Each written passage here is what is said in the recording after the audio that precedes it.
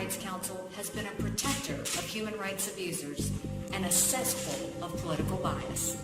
Human rights abusers continue to serve on and be elected to the Council. The world's most inhumane regimes continue to escape scrutiny. And the Council continues politicizing and scapegoating of countries with positive human rights records in an attempt to distract from the abusers in their ranks. Therefore, as we said we would do a year ago, if we did not see any progress, the United States is officially withdrawing from the UN Human Rights Council. In doing so, I want to make it crystal clear that this step is not a retreat from human rights commitments. On the contrary, we take this step because our commitment does not allow us to remain a part of a hypocritical and self-serving organization that makes a mockery of human rights. Another of our goals was to stop the Council from protecting the world's worst human rights abusers. What happened? The Council would not even have a meeting on the human rights conditions in Venezuela. Why? Because Venezuela is a member of the Human Rights Council, as is Cuba.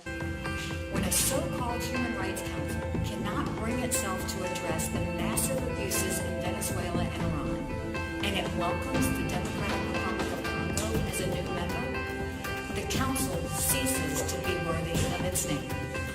Such a council, in fact, damages the cause of human rights. Look at the Council membership, and you see an appalling disrespect for the most basic human rights. These countries strongly resist any effort to expose their abusive practices. In fact, that's why many of them run for a seat on the Human Rights Council in the first place, to protect themselves from scrutiny. When we made it clear we would strongly pursue council reform, these countries came out of the woodwork to oppose it.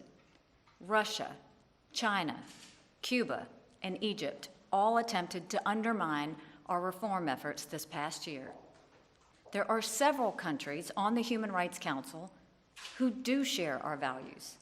Many of these countries argued that the United States should stay on the Human Rights Council because American participation is the last shred of credibility that the Council has.